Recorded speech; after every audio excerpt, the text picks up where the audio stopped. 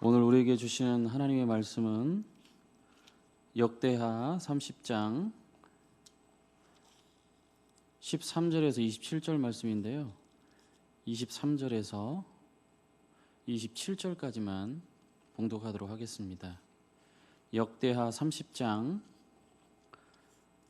23절에서 27절까지 말씀 봉독합니다. 온 회중이 다시 7일을 지키기로 결의하고 이에 또 7일을 즐겁게 지켰더라.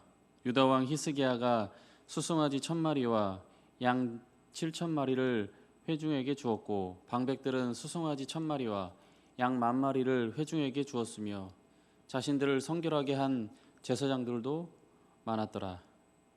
유다 온 회중과 제사장들과 레위 사람들과 이스라엘에서 온 모든 회중과 이스라엘 땅에서 나온 나그네들과 유다에 사는 나그네들이 다 즐거워하였으므로 예루살렘에 큰 기쁨이 있었으니 이스라엘 왕 다윗의 아들 솔로몬 때로부터 이러한 기쁨이 예루살렘에 없었더라. 그때의 제사장들과 레위 사람들이 일어나서 백성을 위하여 축복하였으니 그 소리가 하늘에 들리고 그 기도가 여호와의 거룩한 처소 하늘에 이르렀더라. 아멘.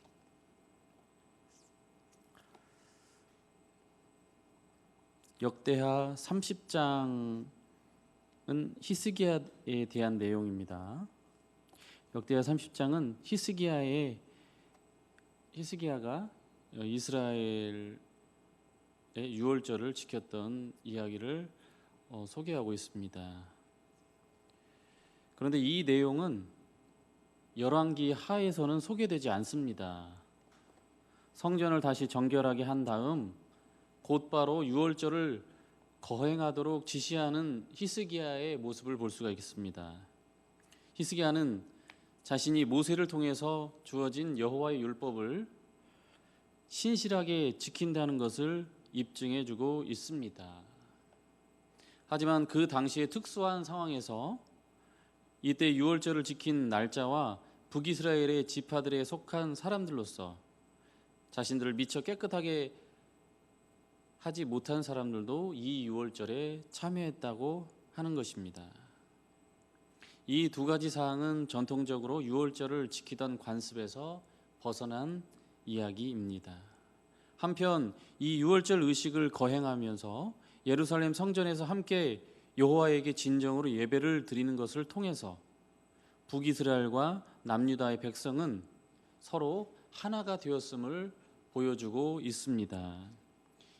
이것은 이전에 어떤 군사 동맹들을 통해서나 세속적인 관점에 기초한 혼인 관계 및 정치 동맹을 맺는 것과는 다른 하나됨이라고 생각해 볼 수 있다는 것이 특이한 사항입니다. 북이스라엘은 주전 725년에서 722년까지 지속된 아수르와의 전쟁을 통해서 완전히 무너져 버리고 맙니다.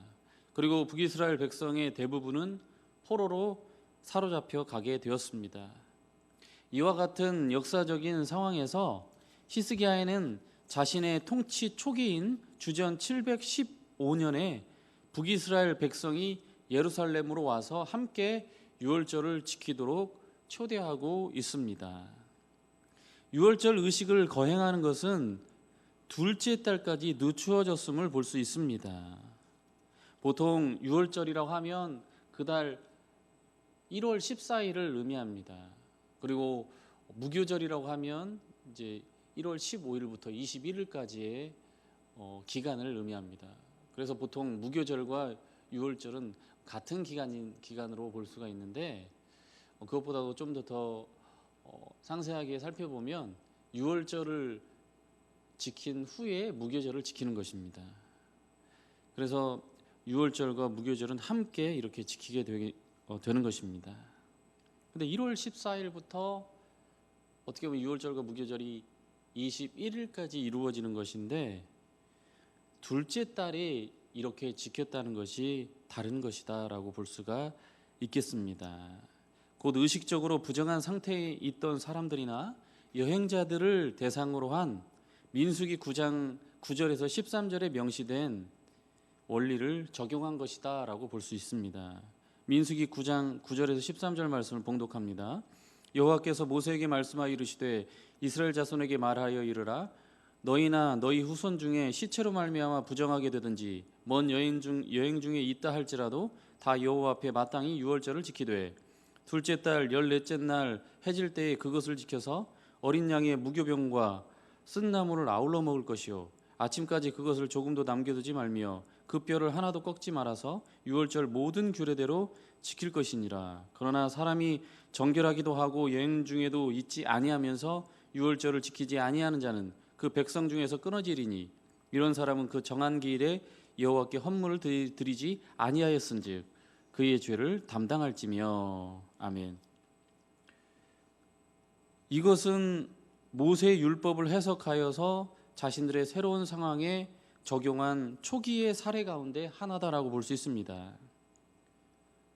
히스기야는 온 회중과 더불어 의논을 하게 되고 어떤 결정을 내리기에 앞서서 히스기야가 온 회중과 상의한 것은 다윗과 솔로몬의 사례와도 일치한다라고 볼 수가 있겠습니다.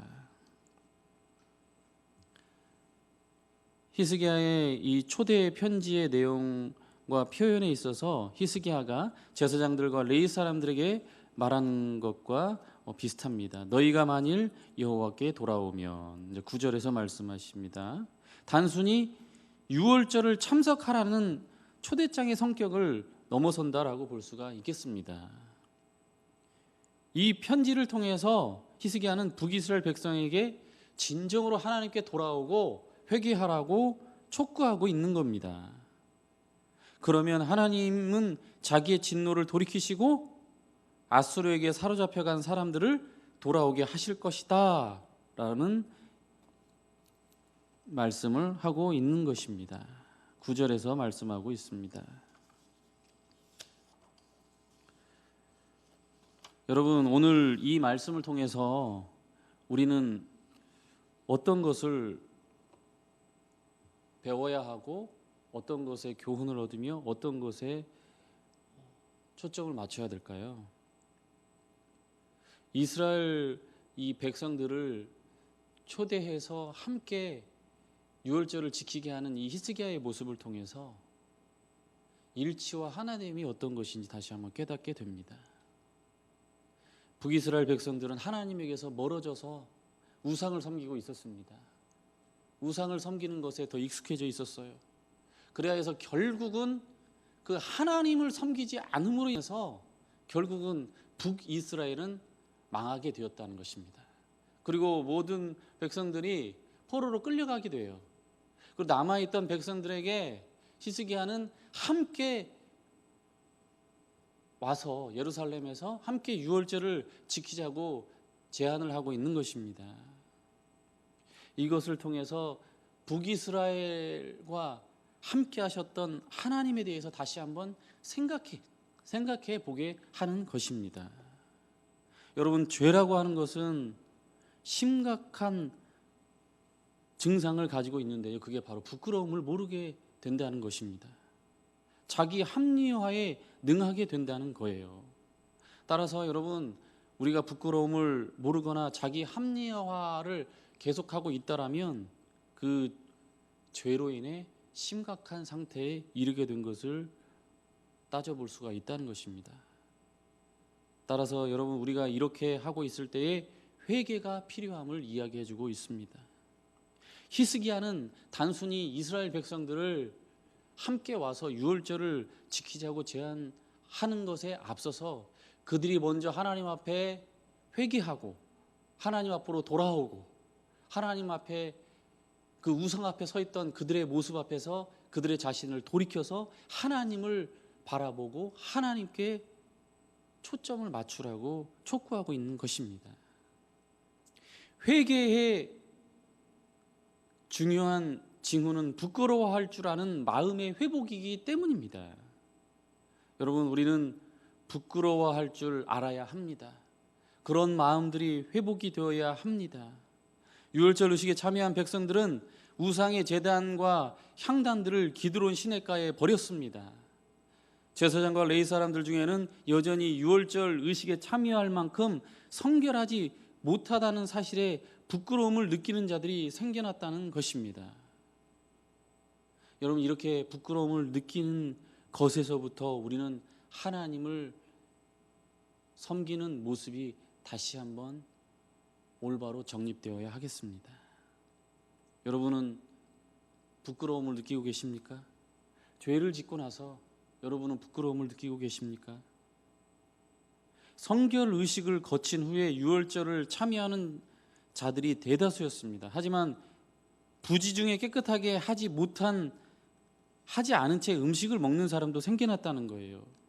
그런데 히스기야 왕은 이들을 용서해달라고 하나님께 구하고 기도하는 것을 볼 수가 있겠습니다. 이 백성들, 하나님을 바로 알지 못하고 섬기는 이 백성들을 용서해달라고 구하고 있는 것입니다. 하나님께서 왕의 기도를 들으시고 백성들을 고쳐주십니다. 여러분, 하나님께서 원하시는 것은 맹목적인 순종이 아님을 알 수가 있습니다. 율법의 의미와 정신을 따라 사는 것이 중요하다는 것을 다시 한번 일깨워주고 있습니다. 1월 14일에만 우리가 목매달 1월 14일에만 묶여 있다라면 1월 14일이 지난 후에는 유월절을 포기하고 마는 것입니다. 하나님께 나아가는 것을 포기하고 만다는 것이에요. 하지만 이러한 백성들을 위해서 2월 14일 유월절과 무교절을 하나님이 열어주신 것입니다. 이것은 우리가 하나님 앞에 가까이 가지 못했을 때에 예수 그리스도를 통해서 하나님 앞에 나아오게 하고 예수님을 통해서 구원을 받게 하시는 것과 비슷하다라고 볼 수가 있겠습니다. 하나님은 맹목적인 우리가 하나님 앞에 엎드림보다는 우리가 하나님 앞에 마음에서부터 순종하고 마음에서부터 그 율법의 정신을 따라 사는 것을 중요하게 생각하는 것을 깨닫기를 원하신다는 것입니다. 온 이스라엘은 유월절을 통해서 하나가 되었습니다. 그 자리에는 레위인과 제사장, 유다 백성뿐만 아니라 북쪽의 이스라엘 사람들, 심지어 그들과 함께 사는 나그네들, 즉 이방인들도 포함이 되었습니다. 하나님을 섬기는 일로 이 모든 사람들이 하나가 되었다는 것입니다. 하나가 된 곳에는 기쁨이 있었습니다. 유례없는 예루살렘에 기쁨이 있었습니다. 이것은 하나님을 중심으로 배제와 차별이 없는 곳에서 맛볼 수 있는 기쁨입니다. 여러분, 교회는 인종과 신분과 성별을 넘어서 유월절 희생양 되신 그리스도 안에서 하나를 이룰 수 있는 공동체임을 다시 한번 생각해 볼 수 있는 시간이 될 수 있기를 바랍니다. 오늘 말씀을 통해서 분명하게 하나님께서 우리에게 주시는 메시지가 있는 줄로 믿습니다. 기도합니다. 사랑의 주님, 오늘 말씀을 통해서 히스기야가 온 이스라엘과 나그네들과 함께 유월절을 지키는 것을 통해서 하나됨을 이루게 하여 주신 주님 감사를 드리옵나이다. 아버지 하나님, 우리의 마음에서부터 하나님께 순종하되 맹목적인 순종이 아니라 하나님이 무엇을 원하시는지를 잘 살펴보고 하나님 앞에 율법의 정신을 따라 순종하며 또 많은 사람들을 사랑으로 연합하고 하나됨을 이루어갈 수 있는 우리 공동체가 되게 하여 주시옵소서. 오늘도 이 말씀을 통해서 하나님께서 말씀하여 주신 줄로 믿사오니 오늘도 함께하여 주심을 감사하며 살아계신 예수님의 이름으로 기도드립니다. 아멘.